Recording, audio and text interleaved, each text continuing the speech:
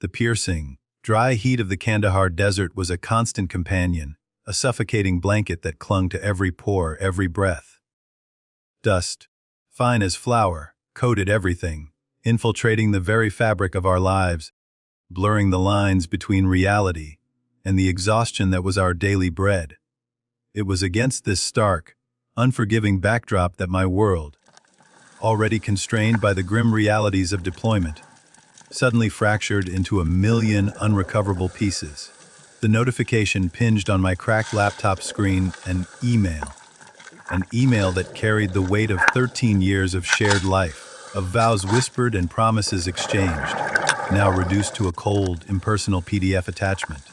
Just like that, 13 years of marriage, a foundation I'd built my civilian life upon, evaporated into the digital ether.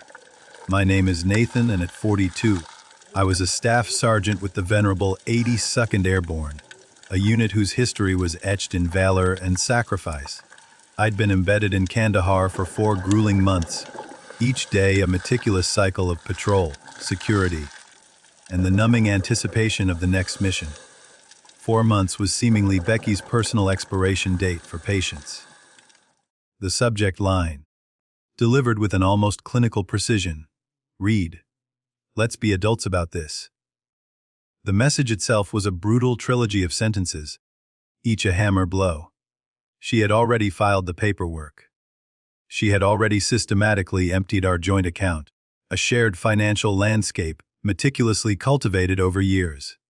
And, with a chilling disregard for the sanctity of what we once were, she had already moved her new boyfriend, a man named Jeremy, into our house in Spokane, the quiet haven we'd painstakingly built together. I read the email twice, the words scorching themselves onto the inside of my eyelids. There was no surge of immediate rage, no desperate scramble for denial, just a cold, heavy sensation in my gut, like swallowing a stone. I closed the laptop, the screen going dark, mirroring the sudden void inside me. Then, with a practiced, almost robotic detachment, I moved. I walked to the communal shower stall. The chill of the water momentarily, cutting through the desert heat, but doing nothing to douse the internal chill that had set in. I dressed for my shift, pulling on the familiar fatigues, feeling the weight of the Kevlar vests settle on my shoulders, a more tangible burden than the invisible one I carried. I said nothing to anyone, my face a carefully constructed mask of professional neutrality. When I got back to my bunk that night, the desert night sky a vast, indifferent canvas above me, I opened the laptop again. My reply was a single word, stark and unadorned. Understood. That was it? No pleas, no recriminations, no threats. The silence that followed was deafening, yet somehow it was a silence I found comfort in. It was final. Wilson, my bunkmate, a lanky kid from Texas with an uncanny knack for sensing the subtle shifts in morale, noticed something was off. He was sprawled on his bunk, immersed in a well-worn paperback, his movements slow and deliberate. "You good, man?"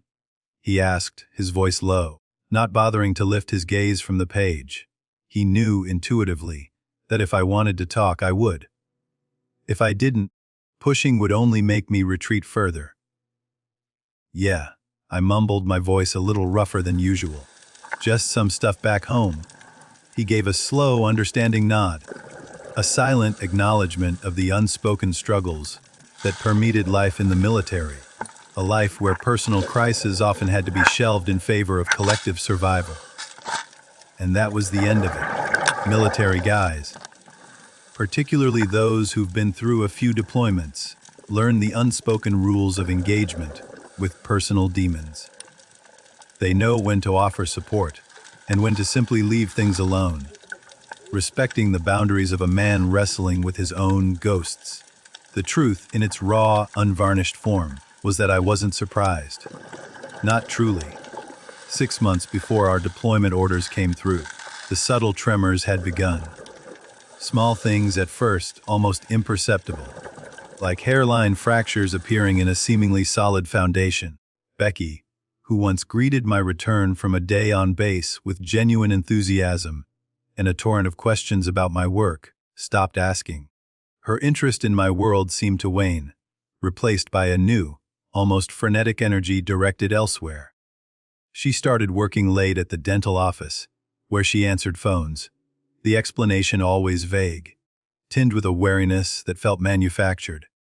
Then came the gym, 3 times a week, a new routine she embraced with a quiet determination. Yet, despite the frequency, she never seemed to break a sweat. Her new, form-fitting workout gear always pristine, her hair perfectly coiffed.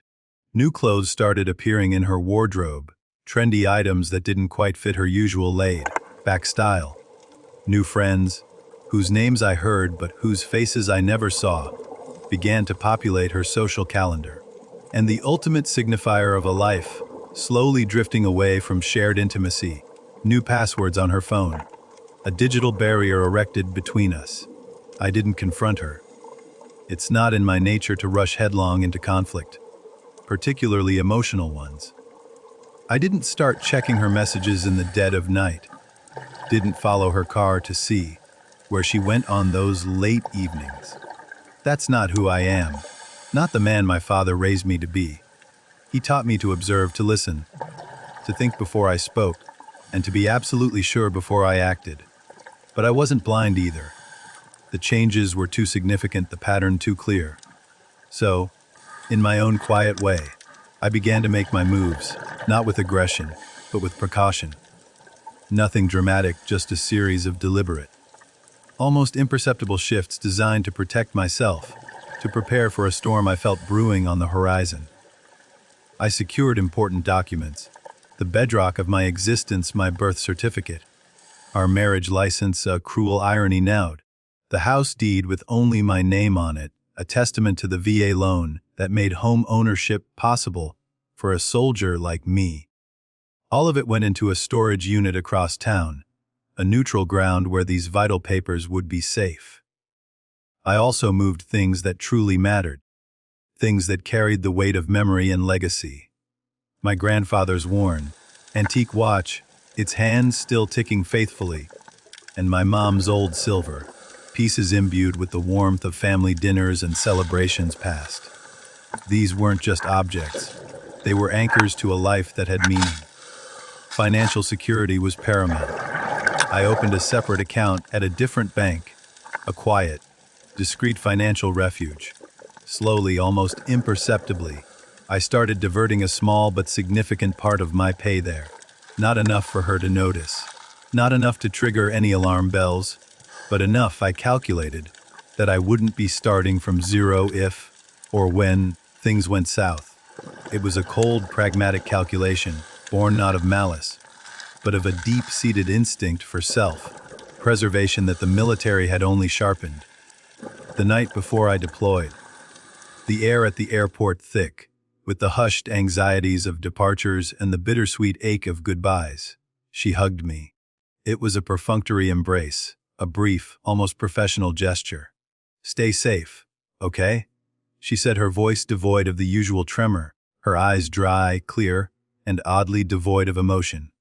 It was as if she were bidding farewell to a coworker, a casual acquaintance, not a husband heading into a war zone, into the unknown dangers of a foreign land. A chilling realization, a premonition, should have struck me then. But a part of me, that stubborn, hopeful part that always clung to the idea of a shared future, still desperately wanted to believe I was wrong. I wasn't. What she didn't know, what she fundamentally failed to grasp, was the depth of my preparation. The military had drilled into me the importance of readiness, of anticipating the enemy's moves, of having contingency plans for every possible scenario. And what she even more profoundly misunderstood was this: I never start fights, but I always finish them. My path intersected with Becky's at a friend's barbecue in the sweltering Spokane summer of 2010. I was home, enjoying a brief respite between tours, crashing at my buddy Jason's place. She was a vision of relaxed charm, a nursing student on the cusp of graduation. She eventually chose a different path, landing an administrative job at a dental practice. "Less stress," She'd explained, a shrug accompanying the words. We were married a whirlwind 8 months later, a blur of hopeful promises and naive optimism. Becky used to say she was proud of my service, the words a familiar refrain, but her understanding of what that truly meant always seemed to fall short. Her father was a bank manager, her brother a pharmacist, their lives neatly aligned with conventional civilian careers. There was no military lineage in her family, no deep comprehension of the commitment, the sacrifice, the unique bond of brotherhood that defined my world. She'd once, jokingly, asked when I was going to get a real job, a question that stung, revealing the chasm between our perceptions. She didn't realize that after 15 years, the Army wasn't just a job I was killing time at, it was my career, my identity, the only place I'd ever truly felt I belonged. We bought our house in 2014, a modest 3-bedroom with a small, manicured yard in a quiet, tree-lined neighborhood. Nothing fancy, but it was ours, a tangible symbol of our shared future. My name was the only one on the mortgage, courtesy of the VA loan, a benefit I'd earned through years of service. But I added her to the deed without hesitation, because that's what married people do, isn't it? They share things, they build together, they intertwine their lives. Life, however, has a cruel way of delivering unexpected blows. My dad died a year after we got married, a sudden heart attack while shoveling snow, leaving an emptiness that settled deep in my bones. My mom followed 3 years later, succumbing to lung cancer despite never having smoked a day in her life. They left me some money, not a fortune, but enough to pay off Becky's substantial student loans, lifting a significant burden, and still leaving us with a comfortable cushion. It felt good to provide that, to know their legacy continued to support us. During our marriage, I deployed 4 times, twice to Iraq, twice to Afghanistan. Each time I came home, eager to reconnect, to shed the skin of war, Becky seemed a little more distant, a little more restless. It was as if she was playing a role she'd outgrown, a character in a play whose narrative she no longer believed in. I didn't sign up to be a military wife, she told me once, her voice laced with a raw frustration after I mentioned the possibility of re-upping for another 4 years. I'm tired of being alone all the time. I understood that. I truly did. The loneliness of a military spouse is a unique burden, one I had seen break many relationships, but the Army was the only place I'd ever felt truly whole, truly purposeful. I was good at my job. People depended on me.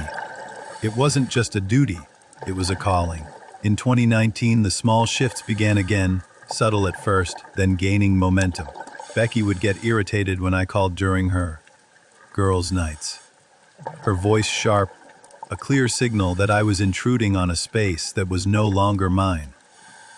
She started talking with increasing frequency about her friend Melissa, who had recently divorced her husband and was now, as Becky put it, living her best life. The implication hung heavy in the air, unspoken but clearly understood. Then came the insidious comments about how we didn't really have anything in common anymore. Thinly veiled criticisms that chipped away at the foundation of our shared history. I suggested counseling, a lifeline I hoped we could grasp together. She dismissed it with a casual wave of her hand, insisting we were fine, just going through a phase. Then the phase became the new normal. The late nights at work extended into weekends away with these new, unknown friends. The new clothes became more frequent, more revealing. The gym membership, once a casual interest, was now a recurring theme in her conversations, though I rarely saw her sweat or show any signs of physical exertion. I should have confronted her then, perhaps. But that's not how I handle things. Never have. My dad's words echoed in my mind. Think before you speak, son. Be sure before you act. So, I watched. I observed the slow, deliberate unraveling of our life, and I prepared, quietly, methodically, because my gut, that unerring compass that had guided me through countless patrols and firefights, was screaming that something was coming. And in this life, you learn, quickly and decisively, to trust your gut above all else. 2 weeks after that chilling divorce email landed in my inbox, I was sitting in the mess hall, the clatter of trays and the low hum of conversation a familiar backdrop, when my phone buzzed. A notification from our bank app, another withdrawal. My stomach clenched. This wasn't just a small amount, this was $8,500, a significant chunk, almost everything that was left in our joint account. I set my fork down, the half-eaten meal suddenly unappetizing, and opened the app. The balance on our joint account was a paltry $237, and our savings, the $47,000 we had meticulously built up over years, tucked away for a rainy day, for retirement, for a future we'd planned together, it was gone. Completely. Transferred to an account I didn't recognize, an unknown destination for our shared dreams. Murphy, one of the younger guys from my unit, a perpetual optimist who always seemed to find the sunny side of even the most miserable deployment, glanced over. "Bad news, Staff Sergeant?" he asked, his voice laced with casual curiosity. I locked my phone, the screen going dark again, shielding the harsh reality from view. "Nah, just some account stuff," I lied, my voice flat, betraying nothing. That night, the desert winds whistling mournfully outside the base, I made my way to the base phone center. The lines were often busy, but I waited, my patience a honed instrument. When I finally got through to our bank, the automated voice on the other end felt strangely detached from the devastation it was about to confirm. It turned out Becky hadn't just made one large transfer. She had been systematically moving money for weeks, starting with small, almost negligible amounts, testing the waters perhaps, then bolder, larger sums. The truly significant transfers, the ones that hollowed out our savings, had begun the day after I deployed. I hung up the phone, the receiver feeling heavy, inert in my hand. I stood in the long, utilitarian hallway of the phone center for what felt like an eternity, watching other soldiers. They were laughing, their voices echoing with a fragile normalcy. They were calling their kids, their wives, their parents, their faces softened by the connection to home, to the lives they'd temporarily left behind.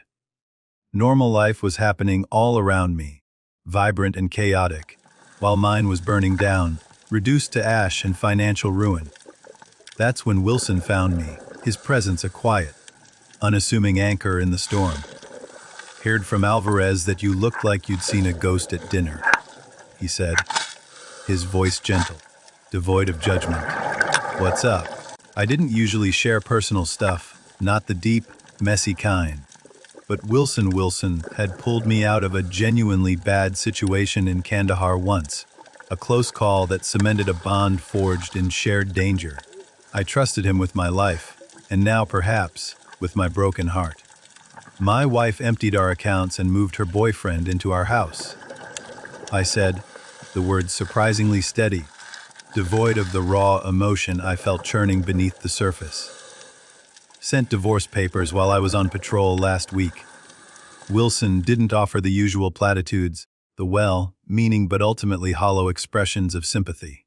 "No, I'm sorry, man. No, that's rough. No, you'll find someone better." He just listened, his expression thoughtful, his eyes steady. Then, he asked the question that mattered, the one that cut through the noise and focused on action. "What's your plan?" "Not sure yet," I admitted, the truth hanging between us. He nodded, a silent acknowledgement of the difficulty, but also a quiet signal of support. "Let me know if you need anything," he said, and I knew he meant it. That night, sleep was an elusive phantom. My mind, usually disciplined and controlled, raced with a chaotic energy. I pulled out my laptop again, the screen a gateway to the life I'd left behind. I logged into our home security system, a system Becky had probably forgotten I could access remotely. The cameras, installed after a spate of neighborhood burglaries, offered a chilling, unfiltered glimpse into the invasion of my private space. The footage from the exterior cameras, showed a strange truck in our driveway, an unfamiliar vehicle asserting its dominance in a place that was once sacred. The interior cameras offered even more disturbing revelations. A man I'd never seen before, a stranger in my home, walking our dog, the loyal creature who greeted me with such unbridled joy. He was using my coffee mug, the chipped, familiar ceramic that I used every morning. He was even wearing my Seahawks sweatshirt, the one I'd left hanging on the back of the kitchen chair. A casual piece of clothing, now a symbol of utter desecration. And then there was Becky, laughing, her head thrown back, her smile wide and unburdened. In the kitchen I had meticulously renovated myself during my last leave, a space I'd poured my sweat and love into. Something shifted inside me then. Not anger, not the explosive, hot rage I might have expected. It was something colder, something sharper, clearer.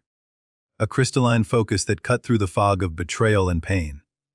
It was the calm before a storm, the quiet determination of a soldier who has assessed the battlefield and understood the enemy's tactics. I closed the laptop, the glowing screen replaced by the darkness of my bunk. I pulled out my phone and, with a precision born of years of tactical planning, I started to make a list. My first call was to James, an old Army buddy who had transitioned from the chaos of combat to the intricate world of law. Check the VA loan terms. I scribbled down, the pen scratching against the paper. Contact Master Sergeant about emergency leave. Review home refinance documents. I added, remembering a casual mention Becky had made about refinancing our house last year, a conversation I'd barely registered at the time.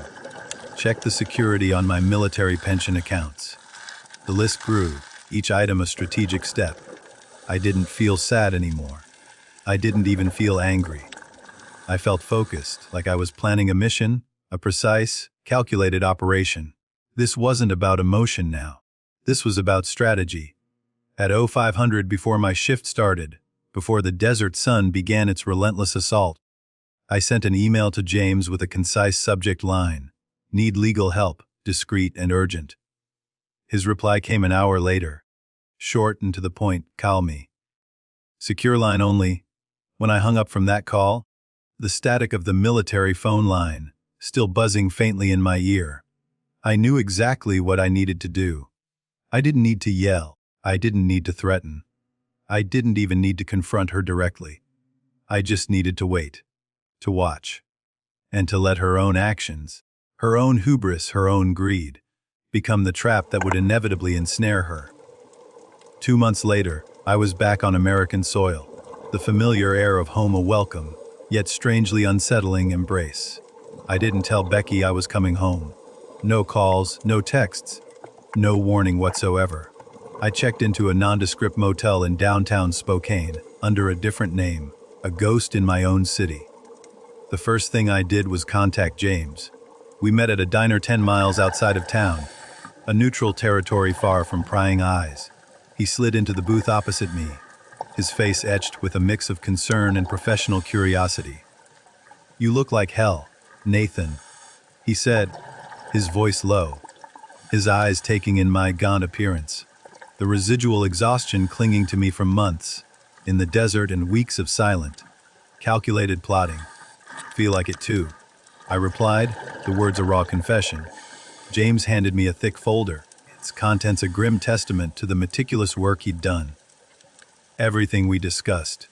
He began, ticking off the items.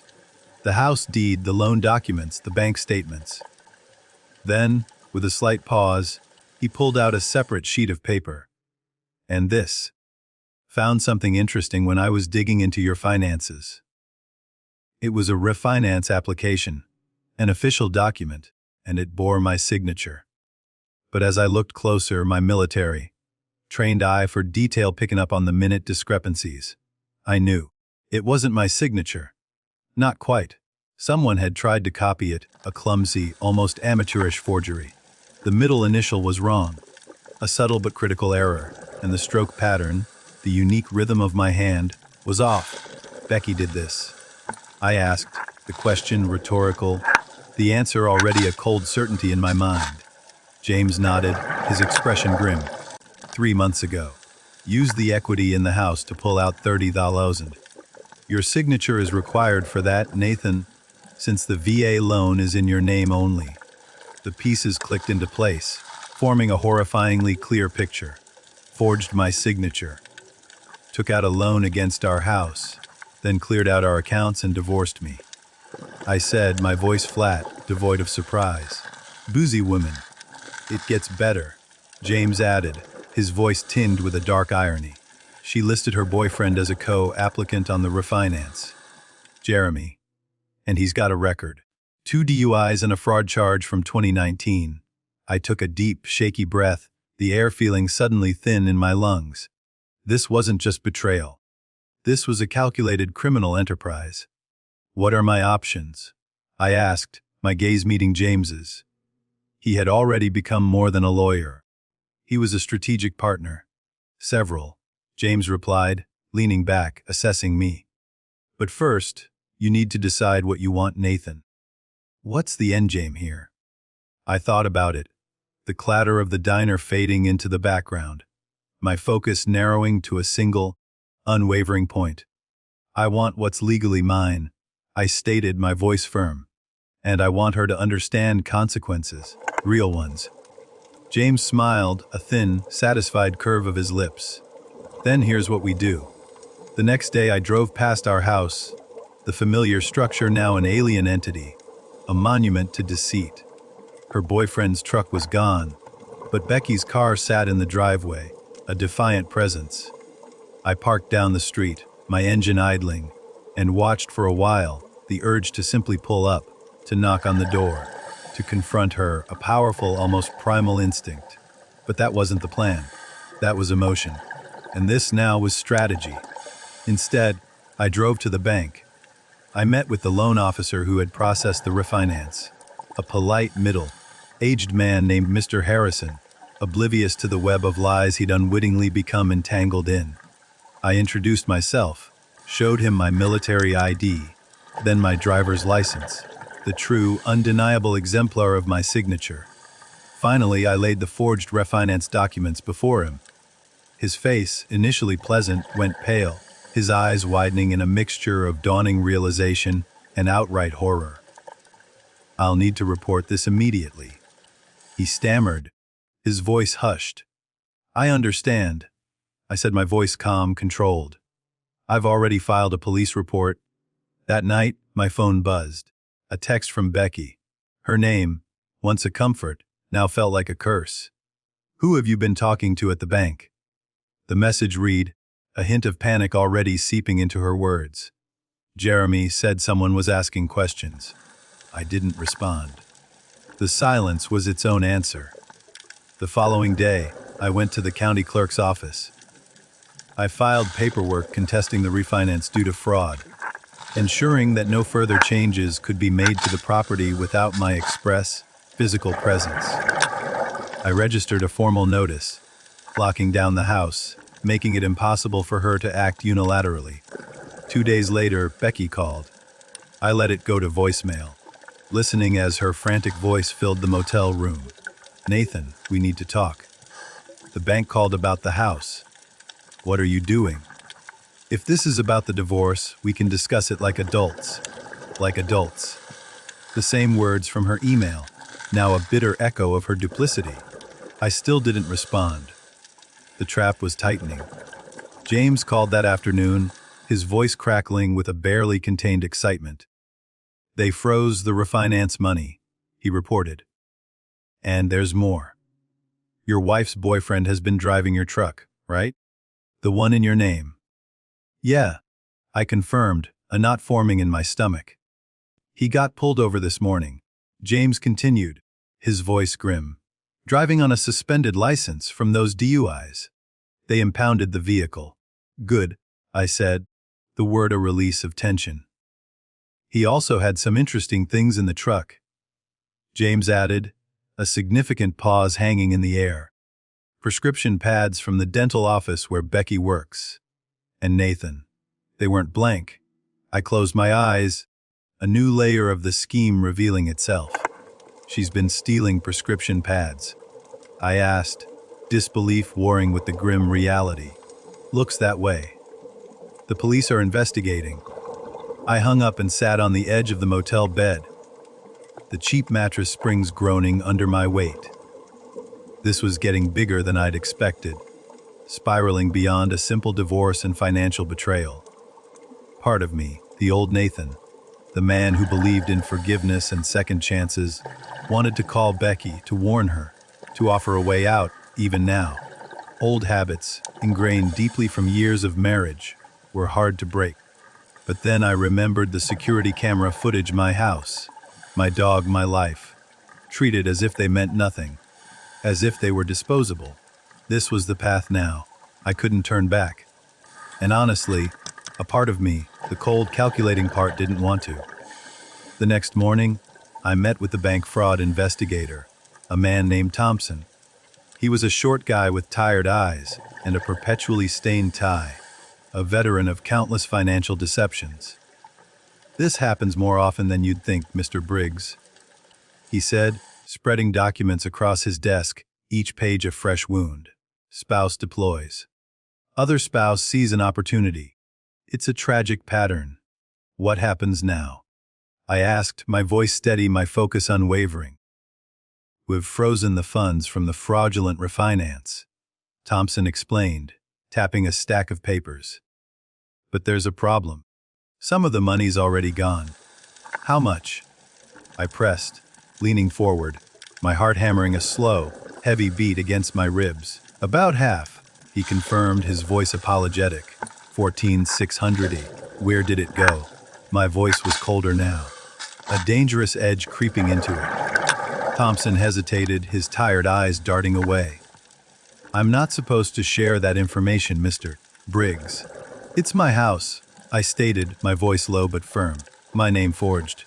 My money stolen. I think I have a right to know." He nodded slowly, a silent acknowledgement of the undeniable logic. He then turned his computer screen toward me, revealing a list of transactions. "These are the transfers out of the refinance account," he said. I scanned the list, my gaze snagging on a recurring name. Multiple transfers to someone named Daniel Spencer. Not Jeremy. Someone else. Another layer. "Who's Daniel Spencer?" I asked, the name tasting foreign on my tongue. Thompson shrugged, a gesture of helplessness. "Not my department. But you should ask your lawyer to subpoena these records." I called James as soon as I left the bank, the new name a buzzing enigma in my mind. "Daniel Spencer," he repeated, his voice thoughtful. "Let me run a check." An hour later, my phone rang again. It was James. "Got it," he said, his voice taut with discovery. "Daniel Spencer is a real estate agent. Specializes in quick sales, cash deals. Often handles properties with motivated sellers." The realization hit me like a physical blow, a punch to the gut. "She was planning to sell our house," I whispered, the full horror of the betrayal sinking in. "Looks that way," James confirmed. The deposits were probably earnest money, to get him moving on a listing, to grease the wheels. But here's where it gets interesting. Spencer has done business with Jeremy Ryan before. "Jeremy Ryan, that's my wife's boyfriend, yes?" I clarified, the pieces of the puzzle starting to connect in a terrifying mosaic. "They've closed 3 deals together in the past 2 years," James stated, his voice grim. I sat down heavily on a nearby park bench, the cold metal seeping through my uniform, trying to process the enormity of this. This wasn't just Becky leaving me for some guy. This was what? A meticulously planned operation. A conspiracy. Maybe, James said carefully, sensing my shock. I did some digging into Jeremy Ryan. He has a pattern. Gets involved with women who are either going through divorces or, more significantly, with deployed spouses. I found 3 cases so far. Each time, the woman's home gets sold well below market value to one of Spencer's clients. Ryan gets a cut. Then he moves on to the next target. Add Becky. I asked, my voice barely a whisper. She knew about this? Hard to say. James admitted. Maybe she's a victim too, caught in his web. Or maybe she's in on it, a willing participant. I rubbed my face, the stubble rough beneath my palm. This wasn't just about Becky betraying me anymore. This was something bigger, something cold and calculated. And other military families had been victims, unsuspecting targets of this predatory scheme. What do we do? I asked, my voice firming, the strategist returning. I've already contacted the FBI's Financial Crimes Division. James replied, his voice infused with a sense of purpose. This crosses state lines, involves military personnel and VA loans. They're very interested, Nathan. Your case might be the one that breaks it open. That night, I sat alone in my motel room, nursing a single beer, the amber liquid doing little to dull the sharp edges of my thoughts. I thought about everything, the entire trajectory of my marriage, wondering if Becky had been playing me our entire shared life, a long con orchestrated from the very beginning. Or had she just gotten swept up in Jeremy's insidious scheme, a willing but naive accomplice? I wondered if it even mattered anymore. The betrayal was real, the damage done. My phone buzzed, shattering the silence. Becky again. Nathan, please call me. The bank is saying something about fraud. And Jeremy got arrested for driving your truck. I don't understand what's happening. I stared at the message for a long time, the words a desperate plea, but one that fell on deaf ears. Then, with a chilling calm, I typed, "Who is Daniel Spencer?" 3 dots appeared, indicating she was typing a response. Then they stopped, started again, faltered, stopped. Finally, after what felt like an eternity, her reply came. "I don't know what you're talking about." A lie, blatant and clumsy. 14,600. I wrote back, pressing the point. Each number a nail in her coffin. Multiple transfers. House listing. No response for 10 long minutes. Then, finally. "It's not what you think." I turned off my phone, the screen going black. I had said enough. It was her turn to suffer in the silence. The next morning, James called, his voice barely containing his excitement. "FBI wants to meet," he said.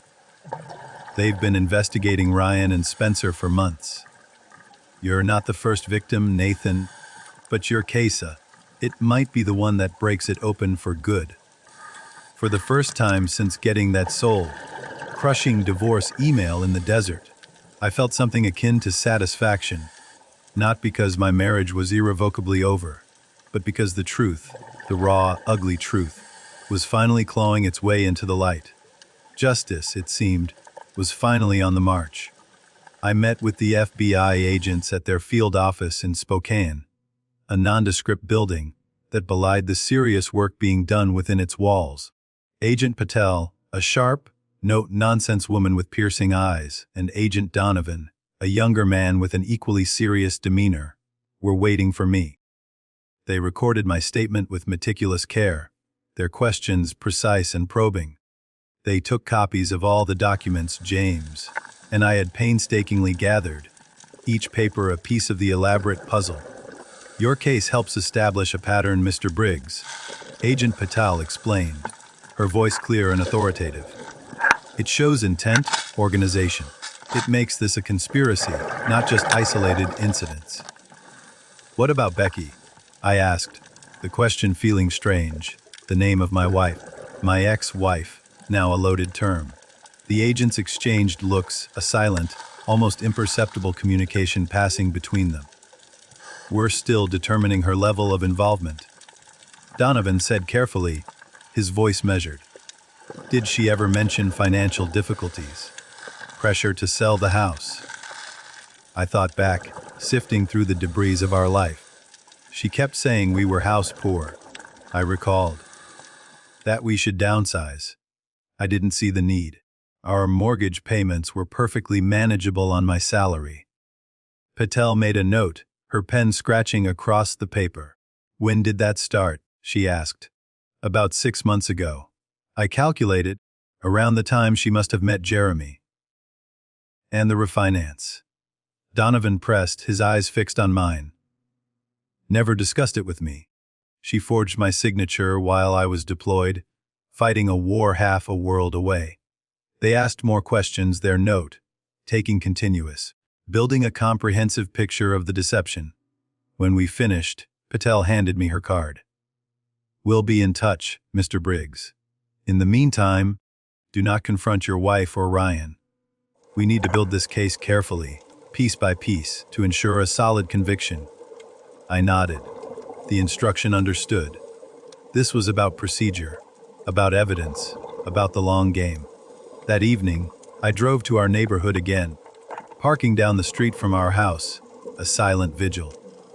Jeremy's truck was back, a glaring testament to his freedom, the vehicle presumably out of impound. Becky's car was gone, a minor shift in the landscape. My phone buzzed. A text from Becky. "We need to talk in person. Meet me at Riverfront Park tomorrow. Call me, please." The desperate plea was still there, but now, it felt less like a cry for help and more like a tactical maneuver. I showed the text to James over breakfast the next day. "Don't go," he advised, his voice firm. "Nothing good can come from talking to her right now. It could jeopardize the case." "I won't," I said, looking at him. "But I want to know what she's doing today, while she thinks I'm meeting her." We drove to our house at 9:30 a.m., parking across the street, settled in for the wait. At 9:45, Becky emerged, her movements quick, purposeful. She got in her car and drove away, heading toward Riverfront Park, presumably for our non-existent meeting. "Now what?" James asked, a hint of impatience in his voice. "Now we wait," I replied, my gaze fixed on the empty driveway. 20 minutes later, a car pulled up, sleek and professional. A real estate agent's logo was emblazoned on the door, Daniel Spencer. Jeremy came out of the house to greet him, a false smile plastered on his face. They talked for a moment in the driveway, then, with a casual air of ownership, went inside. "Should we follow them?" James asked, leaning forward. I shook my head. No need. I installed security cameras last year, interior and exterior. They upload directly to cloud storage. James smiled, a genuine, appreciative grin. "You didn't mention that before." Nathan. "Never came up," I said, pulling out my phone, the device suddenly a powerful tool in my arsenal. I opened the security app, angling the screen so James could see. Spencer and Jeremy were in our living room, the very heart of the home I'd built. Spencer was taking photos, his camera flashing, capturing images of a life they intended to dismantle and sell off. Jeremy was pointing, gesturing, presumably highlighting features of the house. I turned up the volume, the captured audio now, a damning soundtrack to their deception. "Should list by the end of the week," Spencer was saying, his voice confident, arrogant. "I've got a buyer interested already. Cash offer, as usual." "How much?" Jeremy asked, his voice eager, greedy. "420. We list at 470, they offer 420. Everybody's happy." Spencer chuckled, a dry, humorless sound. "What about the husband? Becky says he's causing trouble." Spencer waved dismissively, a flick of his wrist that spoke volumes about his contempt. "Military guys are all the same. They make noise, but they've got deployments, responsibilities. He'll take a settlement to make it go away." I turned to James, my eyes meeting his. "You getting this?" He was already recording the feed on his phone, every word, every damning detail, captured for posterity. I immediately forwarded the security feed access to Agent Patel with a short, urgent message. "Happening now." 30 minutes later, our house was surrounded. FBI vehicles, black and imposing, swarmed the quiet street. I watched from down the street, my heart pounding a steady rhythm as agents led Spencer and Jeremy out in handcuffs, their faces a mixture of shock and resignation. My phone rang. Agent Patel. "Got them on tape discussing the fraud scheme, Mr. Briggs," she said, her voice crisp, efficient. "Plus conspiracy, wire fraud, and attempting to sell property under false pretenses. We're going to need a formal statement from you." Of course. I said the word of promise. And Mr. Briggs, she added, her tone softening slightly. Your wife just arrived at the scene. She's distressed. I looked down the street. Becky was standing on our lawn, her hands clasped over her mouth, watching in horror as FBI agents carried boxes of documents, evidence, from our house. The carefully constructed facade of her new life was crumbling before her eyes. What happens to her? I asked, the question laced with a complex mix of emotions. That depends, Paddle said, on what she knew and on what you want. I watched Becky for a long moment, 13 years of marriage flashing before my eyes. The good years, the ones at the beginning, filled with laughter and hope, before whatever this had become. I considered the pain, the betrayal, the calculated cruelty. I just want what's right, I said finally, the words cutting through the lingering haze of personal hurt, guided by a deeper sense of justice. The federal case moved quickly, a testament to the meticulous work of the FBI and James's legal prowess. Jeremy and Spencer, facing overwhelming evidence, both took plea deals, implicating each other and several other co-conspirators in what turned out to be a three-state operation systematically targeting military families. Becky, for her part, maintained she knew nothing about the larger scheme, portraying herself as a victim, a woman manipulated by a charming con artist. She claimed Jeremy had convinced her I was hiding money, planning to leave her with nothing, that the refinance was his idea, and she had simply gone along with it, blinded by fear and a desire for security. Maybe that was true. Maybe it wasn't. The truth in situations like these often becomes a blurry, subjective landscape. Either way, she agreed to a settlement, full restitution of the stolen funds, forfeiture of any claim to the house or my military pension, and a signed confession about the forgery. In exchange, I didn't press charges, choosing to let the federal case and the criminal justice system handle the larger implications. The divorce was finalized 6 months after that email from Kandahar. No fault, a clean break, all things considered. It was over. On the day the last paperwork was signed, the final bureaucratic barrier removed, I got a call from Agent Patel. Jeremy Ryan was sentenced today, Mr. Briggs. She informed me, her voice professional. 8 years for fraud, conspiracy, and identity theft. Spencer got 12. Thought you'd want to know. Thank you, I said, a sense of closure, quiet and profound, settling over me. There's something else, she added, her voice softer now. We found evidence they've done this to 11 other military families. Their cases were difficult to prosecute because the pattern wasn't clear. Your case, Mr. Briggs, helped us build that pattern. Those families might get their money back because of you. After we hung up, I sat on the small porch of my rental apartment, watching the sunset paint the sky in fiery hues of orange and purple. I thought about those other families, other men who had deployed, leaving their homes and marriages believing they were safe, only to come back to emptiness, to financial ruin, to betrayal. I hadn't planned on being the one to bring down Jeremy and Spencer's operation. I just wanted what was mine, wanted to protect what I had earned. But sometimes, things work out in ways you don't expect, and a personal quest for justice can uncover a much larger evil. My phone buzzed, a text from Becky. I never meant for things to end this way. I stared at the message for a long time. There was nothing left to say. Nothing I wanted to say. A year later, I sold the house in Spokane. I couldn't stand to live in it anymore. Too many memories, too much betrayal etched into those walls, a constant reminder of what had been lost. I used the money to buy a small cabin outside of Missoula, Montana. 2 bedrooms, 10 acres of sprawling land, a clear, rushing creek running behind it, its murmur a constant, soothing soundtrack. No neighbors for miles, just the vast, quiet expanse of the wilderness. I took early retirement from the Army. 20 years was enough. I'd given enough. I got a dog, a smart, loyal German shepherd I named Scout. I started doing carpentry work for locals, building fences, repairing decks, crafting simple, honest things with my hands. Nothing fancy, but it kept my hands busy, my mind focused, and it paid the bills. My military pension, finally secure, covered the rest.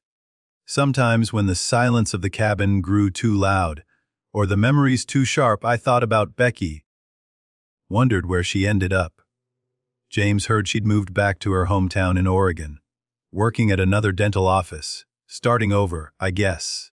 I didn't hate her anymore, didn't much feel anything about her, to be honest. She had made her choices, and so had I. One evening, a letter arrived, the envelope thick and unfamiliar, bearing a Fort Worth postmark. It was from a woman. Her husband was in the Navy, deployed when Jeremy and Spencer had tried to run their scheme on her. The FBI had given her my name as part of the case, a beacon in the darkness. "You don't know me," she wrote, her words simple, heartfelt. "But you saved our home. Thank you for fighting back when it would have been easier to just walk away." I read it twice, then pinned it to my refrigerator, a tangible reminder that something good had come from all of it, from the pain, the betrayal, the fight for what was right. Last I heard, Jeremy was still in prison. Spencer too. The system for once had worked. As for me, I was finding my way forward, one quiet day at a time, building something new, something solid, something that couldn't be stolen or forged or betrayed, something that was just unequivocally mine.